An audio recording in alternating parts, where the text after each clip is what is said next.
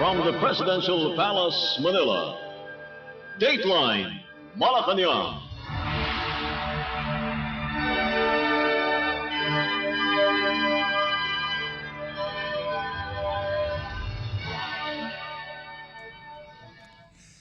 Good day.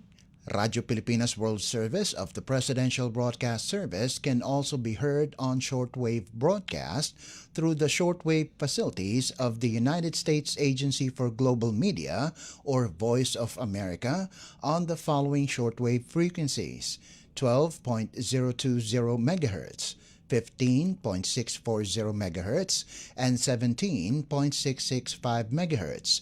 This is Dateline Malacañang in Review, and I'm your host, Leo Magpayo. Philippine President Ferdinand R. Marcos Jr. has admitted that public service can often feel like a thankless job, but emphasized that it becomes meaningful when it leads to real improvements in people's lives. In a teaser for the 6th episode of his podcast, the president reflected on the essence of politics, saying its true reward lies in changing lives for the better. President Marcos stressed that fulfillment comes from seeing the nation progress, noting that such progress is proof of effective leadership. The chief executive added that there is nothing better than helping others beyond oneself, family, community, or country.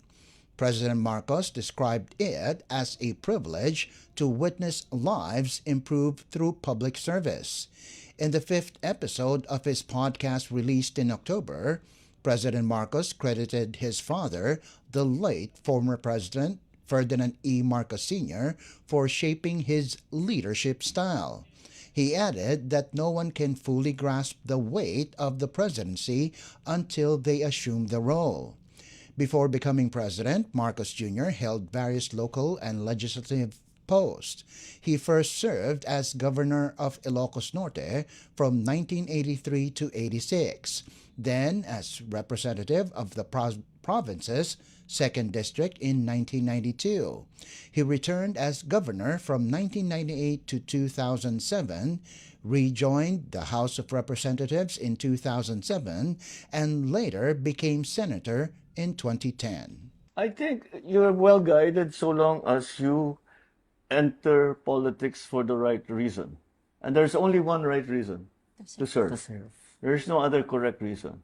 It's a thankless job, that's for sure. And a sleepless job. It's worth it. It's worth it. When you see something change for the good, that you made it happen. Ikaw may, that changes your world. There's nothing better. There's nothing better than to help somebody outside of yourself, outside your family, your community, your country. Yes. May nagawa ka, nagbago yung buhay ng tao. Can you imagine, binago mo yung Yes. buhay ng tao? What a privilege to be able to do that. That was Philippine President Ferdinand R. Marcos Jr. Dateline Malacañang. Philippine President Ferdinand R. Marcos Jr. has flagged over 16 billion pesos in transactions linked to Silver Wolves Construction Corporation, a firm allegedly involved in anomalous flood control projects and tied to Benguet Representative Eric Yap. In a video message Tuesday, the president confirmed that the Court of Appeals, or CA, had frozen Silver Wolves' assets and properties as part of efforts to recover public funds originally intended for flood control projects. President Marcos noted that most of the firm's 16 billion pesos in transactions were connected to the Department of Public Works and Highways, or DPWH, projects, including unfinished flood control works in La Union. The ombudsman earlier identified Yap as the beneficial owner of Silver Wolves, though he reportedly divested years ago. President Marcos added that the CA also issued a freeze order on the personal accounts and assets of Yap and his brother, ACT-CIS Party List Representative Edvic Yap. Ed Vicyap was accused of receiving money through bank transfers from contractor couple Pacifico Curly and Cesara Rowena Sara Discaya. According to President Marcos, the freeze order covers 280 bank accounts, 22 insurance policies, 3 securities accounts, and 8 aircraft tied to Skyyard Aviation Corporation. The chief executive said the move was necessary to prevent the sale or transfer of assets while the government continues its investigation into the flood control controversy. Mga kababayan ko, naglabas na ang Court of Appeals ng freeze order laban sa mga bank account, ari-arian at sasakyang panghimpapawid na may kaugnayan sa mga anomalyang flood control project na iniimbestigahan ngayon ng gobyerno. Sakop ng freeze order ang mga account at ari-arian ng Silver Wolves Construction Corporation at Skyyard Aviation Corporation, pati na rin ang mga personal account at asset ng mga individual na nasangkot sa investigasyon. Kabilang ay si Congressman Eric Yap at Ed Vicyap. May mahigit 16 billion na ang pumasok sa mga transaksyon ng Silver Wolves mula 2022 hanggang 2025. Nakaramihan ay may kaugnayan sa mga flood control project ng DPWH. Kabuuang 280 bank account ang na-freeze, 22 insurance policy, 3 securities account, at 8 sasakyang panghimpapawid, kabilang ang mga eroplano at helicopter na konektado sa Skyyard Aviation. Kailangan natin ang mga freeze order na ito para hindi maibenta ang mga ari-arian at para maibalik natin sa ating mga kababayan ang bawat pisong pinaghihinalaang ninakaw. Meron ding 8 taga-DPWH sa Davao Occidental na nagpadala na ng sulat na sila ay magsusurrender sa NBI dahil sa hinaharap nilang mga kaso. Inaasahan na rin nating lalabas ang warrant of arrest na ni Sara Discaya itong linggong ito at hindi na rin magtatagal ang pag-aresto sa kanya. Magpapatuloy ang investigasyon, magpapatuloy ang pagpapanagot at titiyakin ng pamahalaan na ang pera ng bayan ay maibabalik sa taong bayan. That was Philippine President Ferdinand R. Marcos Jr. Dateline Malacañang.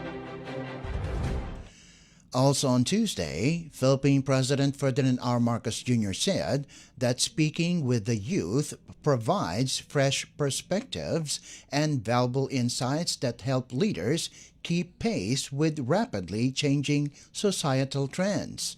The president had an informal conversation with students, one each from the University of the East, Polytechnic University of the Philippines, and West Visayas State University.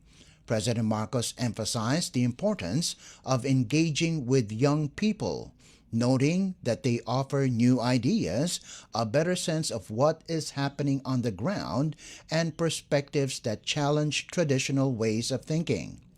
In past PBBM podcast episodes, President Marcos sat down with veteran broadcast journalists. The latest episode shifted the discussion toward a more informal and youth-focused exchange that highlighted the voices and concerns of young Filipinos. I much prefer talking to young people, actually, because I always, of course, there are people in your life na talagang kailangan pinapakinggan mo. But, you know, with the way things are moving, talking to young people is there's always something new. There's always something, but there is always something new. But they are the people who tell us what's going on. You know, this is what's happening. You know, they'll take away. Matagal na nag-paradigm shift ito. You have to think in another way. So, I like it. I enjoy it. That was Philippine President Ferdinand R. Marcos Jr. Dateline Malacañang. Still on the President's podcast, Philippine President Ferdinand R. Marcos Jr. has emphasized the importance of regulating the use of artificial intelligence or AI amid the proliferation of fake news and the surge in cyberbullying cases. In the 6th episode of his podcast aired Tuesday, the president lamented that AI technology is being used to harm others and put them in a bad light. President Marcos also admitted that legislation is always years behind technology, acknowledging that most of the lawmakers are not tech-savvy enough to understand emerging technologies such as AI. The chief executive said he even drafted a list of ways AI can be utilized to improve key sectors such as infrastructure, education, and renewables, but noted that the list keeps getting longer the more he studies it. During the podcast, President Marcos was briefed about the other forms of cyberbullying, including cancel culture, which takes a toll on people's mental health. President Marcos stressed the need to ensure the netizens do not revolve their lives around social media. I was doing making a list of subjects around AI that I wanted to discuss during the ASEAN. So sinimulan ko, simple lang, AI and education, AI and infrastructure, AI and renewables. Walang katapusan yung listahan. It does not end. The longer you want, the more time you spend on it, the longer that list will become because it's going to touch everything. And it's important for us to understand it. That's why it's not so easy. May kasabihan yan eh. Legislation is always years behind technology. And the reason is, generally, legislators do not immediately understand technology. Meron medyo techie na nakakaintindi, pero karamihan hindi. So, what will you legislate? What's the best way for the Philippines to take full advantage, to maximize the use of AI? The other side of the equation is, what are the things na kailangan bantayan natin? Ayan na, yung mga fake news, yung mga misinformation, yung mga disinformation, etc., etc. I wanted to ask you guys, there's one thing I don't understand about the life on the digital life, is the bullying. Yes. That's the only conclusion I can arrive at. Yun ang buong buhay ng kung sino man yun. Ano? Basta yung buong buhay niya is online. So what goes online, that's the only important, that's only things, not what goes on in real life. Philippine President Ferdinand R. Marcos Jr. Dateline Malacañang. Philippine President Ferdinand R. Marcos Jr. on Tuesday pushed for the swift passage of key reforms, including the anti-political dynasty measure, Independent People's Commission bill, amendments to the party-list system, and a bill strengthening accountability in public finance. President Marcos, in a meeting with the Legislative Executive Development Advisory Council, or LEDAC, at Malacañang Palace in Manila, ordered Congress to prioritize the four bills, Palace Press Officer Claire Castro said. The Palace Press Officer said President Marcos had instructed the Senate and the House of Representatives to take a closer look at the four priority measures and ensure their passage as soon as possible. The President directed Congress to prioritize the following proposed legislative measures: Anti-Dynasty Bill, Independent People's Commission Act, Party List System Reform Act, Citizens Access and Disclosure of Expenditures for National Accountability or CADENA Act, to institutionalize transparency and accountability on public finance. In a LEDAC meeting this morning, the President also instructed both houses to take a closer look at the four bills and prioritize the passage as soon as possible. Present during the LEDAC were Senate President Vicente Soto III, House Speaker Faustino D. III, and Majority Leader Sandro Marcos and other congressional leaders. The LEDAC also agreed on the timeliness, or rather timelines, for the passage of the General Appropriations Bill and the submission of the enrolled bill for the President's signature. In a statement, Executive Secretary Ralph Recto said President Marcos also wants Congress to consult key stakeholders to ensure that the four priority bills are comprehensive and well-crafted. Citing the importance and urgency of the proposed measures, Recto said the invitation to participate in crafting the bills should be extended to groups of all political persuasions. Dateline Malacañang. Philippine President Ferdinand R. Marcos Jr. on Wednesday led the ceremonial groundbreaking of the first full-scale agricultural manufacturing complex in Cabanatuan City, Nueva Ecija Province, as part of efforts to strengthen the country's agricultural mechanization. Established through a Memorandum of Understanding or MOU between the Department of Agriculture or DA and the Korea Agricultural Machinery Industry Cooperative or KAMICO, the Korea Agricultural Machinery Industry Complex or KAMIC is the first facility in the Philippines dedicated to the assembly and manufacture of agricultural machinery such as tractors, harvesters, cultivators, and seeders to meet local farming conditions. During the groundbreaking ceremony, President Marcos said the facility would be built to strengthen the country's capacity to develop and build farm machinery. President Marcos acknowledged that the Philippines still has to procure many of the agricultural equipment from other countries, adding that many of the tools are not designed for the specific needs of our farmers. The chief executive assured KAMICO of his administration's commitment to promote policies aimed at protecting its investments in the Philippines. This is one of the projects that we have long looked forward to, knowing how essential reliable machinery is to our farmers. We all know all the hardships that come with farming. Our farmers work tirelessly. They invest their money, time, effort, just to put food on the tables of their countrymen. Yet for many, the income that they receive does not align with the effort that they put into their work. And so today, on the continuing search of these solutions, we unveil one of these solutions. This complex will be built for Filipino farms, tended by our local farmers. I truly believe that agriculture is the soul of our economy. This is why we will continue to advance the agricultural sector with technology and the support that our farmers rightly deserve, suited to the demands of the modern world. With the help of KAMIC and the hard work of our farmers, I am confident that our nation's future will be more prosperous. The farmers' future will be more prosperous. And our kababayan's future will also be more prosperous. That is how important the work of our farmers is to the rest of the country. Together, we will build productive fields here in Central Luzon and across the country where every farmer can stand tall and be dignified for the work that he or she does.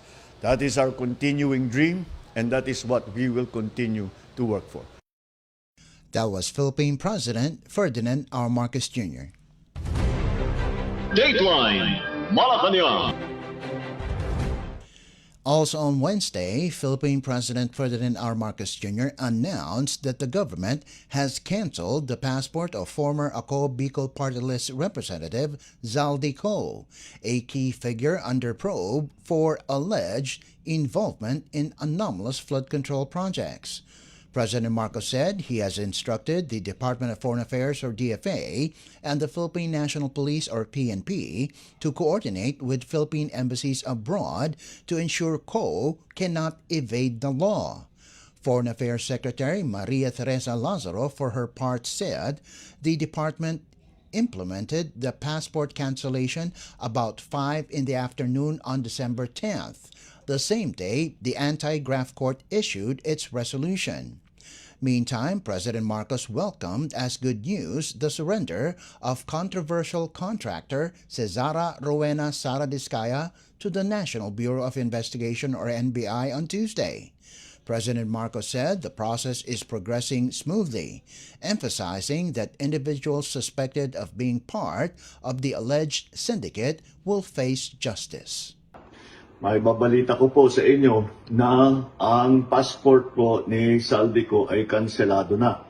Kaya in-instructionan ko na ang Department of Foreign Affairs, pati ang PNP, na makipag-ugnayan sa ating mga embassy sa iba't ibang bansa para tiyakin na hindi maaring magtago itong ating hinahabol na magtago doon sa kanilang bansa at kung sakali man ay siya'y pupunta ron ay i-report sa atin para naman ay maibalik natin siya dito sa Pilipinas. Asahan po ninyo na patuloy pa rin ang ating investigasyon, patuloy pa rin ang ating pagpila ng mga kaso upang tiyakin na ang mga guilty dito sa ganitong klaseng iskandalo ay haharap sa batas at bukod dyan ay maibalik ang ninakaw na pera sa taong bayan.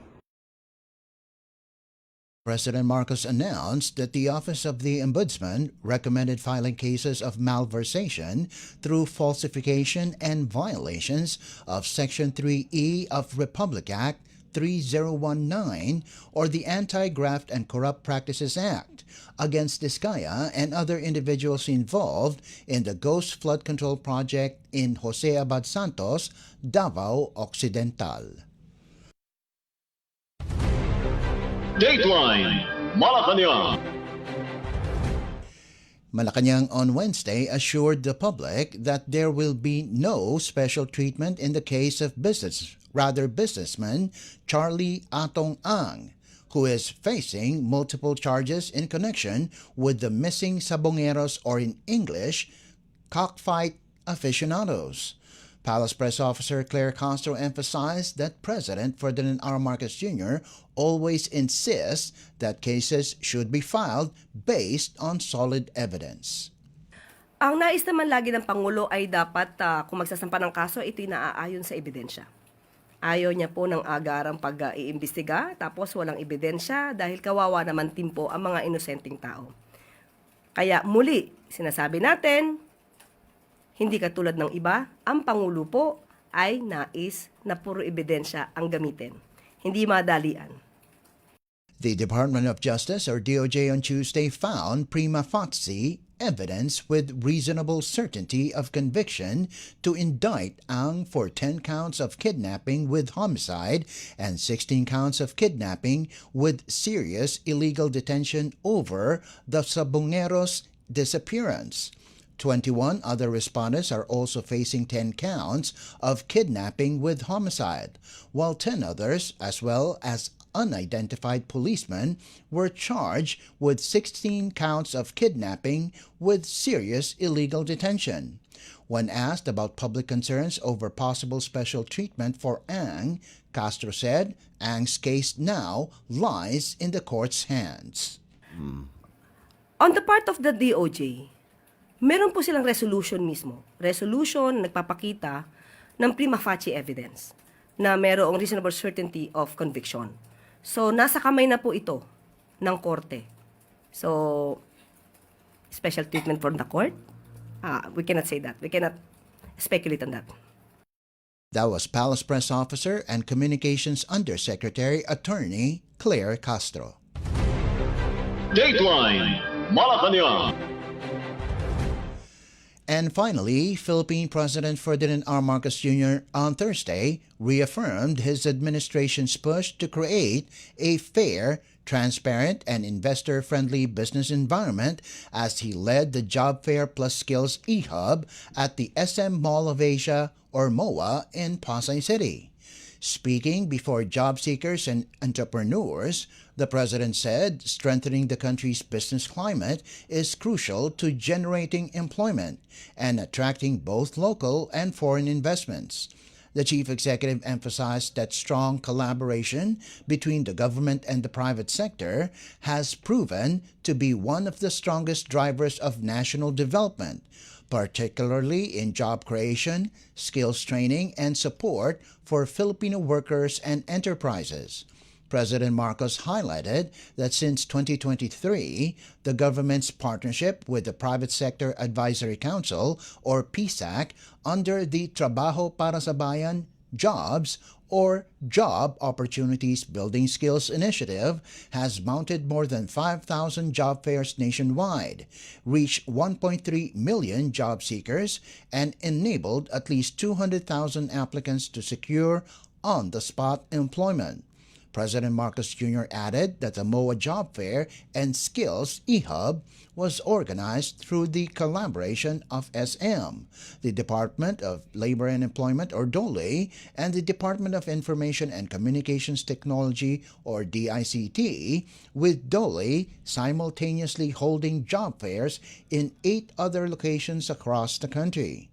The President also noted that the government and its private partners are hosting a holiday micro, small, and medium enterprise or MSME bazaar at Ayala Malls by the Bay to promote Filipino entrepreneurship, along with a one-stop service hub at Robinsons, Manila, offering job fairs, mentoring sessions, and various government services and assistance programs. In these times, when many Filipinos are having a hard time finding employment that matches their skills, their interests, and their aspirations, we all recognize that this is our responsibility to ensure that assistance is something that meets them wherever they are.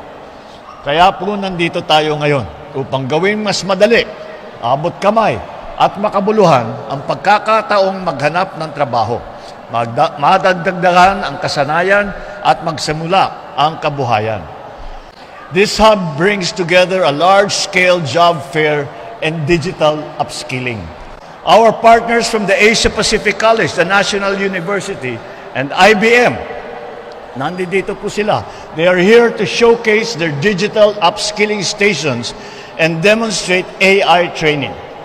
Proof, once again, that the Filipino worker can and should not only adapt to the digital future, but to thrive in that digital future.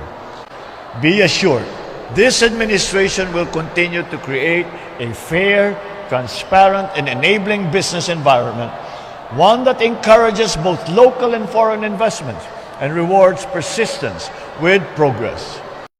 That was Philippine President Ferdinand R. Marcos Jr. Dateline Malacañang. Before we conclude our program, Radyo Pilipinas World Service of the Presidential Broadcast Service can be heard over the following shortwave frequencies: 12.020 MHz, 15.640 MHz, and 17.665 MHz. Radyo Pilipinas World Service is also live on audio streaming. Just download Evox PBS Receiver on your Google Play Store or the App Store from your Apple phone. You can also visit our Facebook page and YouTube channel. Just type in and search for Radyo Pilipinas World Service. Kindly subscribe, like, and share our posts as well. And that concludes this edition of Dateline Malacañang in Review. For Radyo Pilipinas World Service, this is Leo Magpayo. Good day and stay safe. From the Presidential Palace, Manila, Dateline Malacañang.